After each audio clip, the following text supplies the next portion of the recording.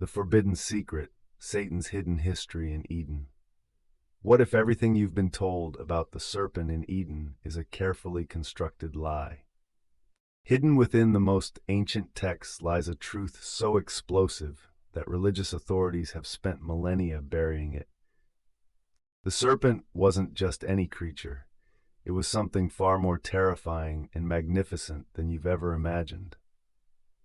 Ancient manuscripts reveal that this being possessed divine knowledge, walked upright like a man, and held secrets that could reshape our understanding of good, evil, and the very nature of reality itself.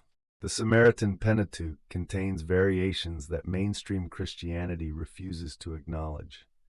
The Book of Jubilees describes details that were deliberately omitted from your Bible. By the end of this revelation, you'll understand why this knowledge was banned, why scholars who discovered it faced persecution, and how this forbidden truth connects to prophecies that are unfolding right now. Prepare yourself once you see this. You cannot unsee it. The evidence begins in the Samaritan Pentateuch, where the Hebrew word nachash reveals layers of meaning lost in translation. This wasn't merely a snake, it was a being of light, a creature that stood upright and possessed divine intelligence. The Book of Jubilees, chapter 2, describes how this entity could speak not through supernatural means, but because it was originally designed as a divine messenger.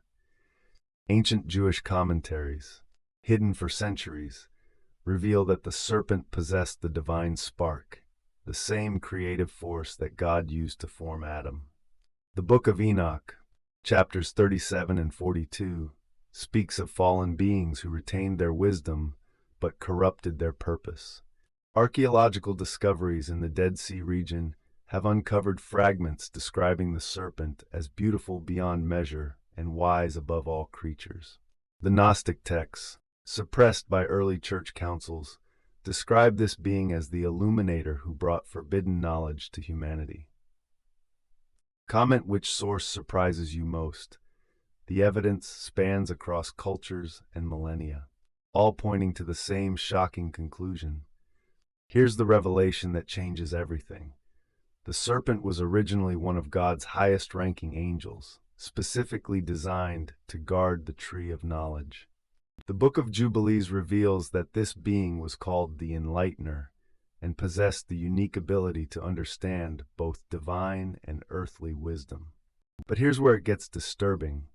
The serpent didn't lie to Eve. When it said, "You shall not surely die," it spoke truth on a level that terrifies religious authorities. Adam and Eve didn't die immediately. They lived for centuries afterward. The death was spiritual separation, not physical destruction. The serpent revealed that eating from the tree would make humans like God, knowing good and evil. And according to Genesis 3:22, God himself confirms this was true. The real reason for the expulsion wasn't disobedience, it was fear. God feared that humanity, now possessing divine knowledge, might also eat from the tree of life and become truly immortal, challenging divine authority itself. This pattern of suppressing dangerous knowledge repeats throughout history. The same forces that buried these ancient texts continue operating today. Why do you think certain archaeological discoveries never make mainstream news? Why are Dead Sea Scroll fragments still classified after decades? The serpent's gift, the ability to discern good from evil independently, represents humanity's greatest threat to control systems. Every revolution, every awakening, every moment when humans question authority stems from this original act of enlightenment. The Book of Revelation, chapter 16, describes the final battle between those who accept comfortable lies and those who seek dangerous truths.